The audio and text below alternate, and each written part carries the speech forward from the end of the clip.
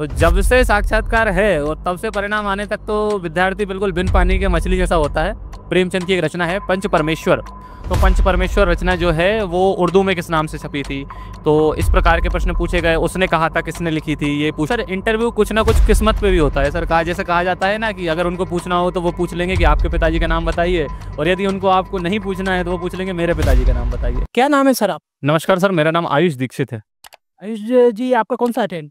Sir ये मेरा तीसरा साक्षात्कार था। इसके बाद मैंने 2 मेंस और लिखे हैं जिनके परिणाम आने बाकी हैं। अभी तक जो परिणाम नहीं आए हैं तो इसको लेकर आपका क्या विचार रहता है एस्पिरेंट्स के मन में? सर परिणाम नहीं आते तो असमंजस की स्थिति तो रहती है। जैसे कि अभी साक्षात्कार हो जाएंगे तो जनवरी में परिणाम आएंगे। तो जब से साक्षात्कार है और तब से परिणाम आने तक तो विद्यार्थी बिल्कुल बिन पानी के मछली जैसा होता है। तो साक्षात्कार की इंतजार करता रहता है, क्योंकि हम देख रहे हैं शेड्यूल भी लेट है सर, 2-2 साल हो जाते हैं। तो चूंकि हमारी सर एज भी बढ़ती है और घर वालों की अपेक्षाएं भी, तो सर रिजल्ट तो हमारे लिए अमृत के समान है सर, जब आ जाए जब अच्छा है। अच्छा, आपका बोर्ड कौन सा रहा है? सर मेरा तो हिंदी माध्यम रहा है सर। बोर्ड के अध्यक्ष कौन है? बोर्ड अध्यक्ष सर के शर्मा सर रहे हैं। अच्छा, क्या सवाल पूछे गए आपसे? सर मुझसे व्यक्तिगत नाम से रिलेटेड, आयुष नाम है तो मेरा आयुष का फुल फॉर्म पूछा गया।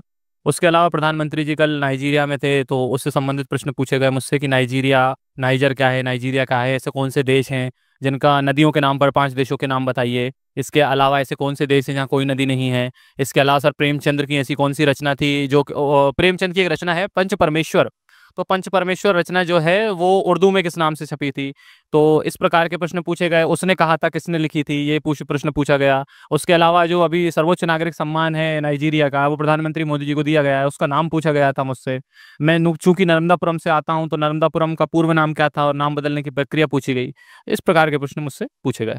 आपसे हिंदी विषय में गंभीर सवाल पूछे गए तो कारण क्या है रहा? चूंकि सर मेरा हिंदी साहित्य से एमए मैंने किया है, इस संबंध में हिंदी से मुझे प्रश्न पूछे गए सर। और इसके अलावा आप और कुछ टिप्स देना चाहेंगे स्टूडेंट्स को? सर टिप्स एस्पिरेंट की यही है, सबसे पहले अपना व्यक्तिगत विवरण पत्रक है वह तैयार कीजिए और करंट पढ़िए।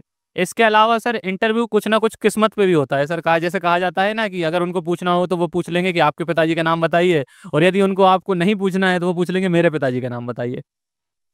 और जवाब देने के सिलसिले को आगे बढ़ाते हुए सर ने एक इंटरव्यू दिया है और हम उम्मीद करते हैं कि अब ये सर का इंटरव्यू सफल हो और ये यहाँ से अर्जुन बनकर जाएं।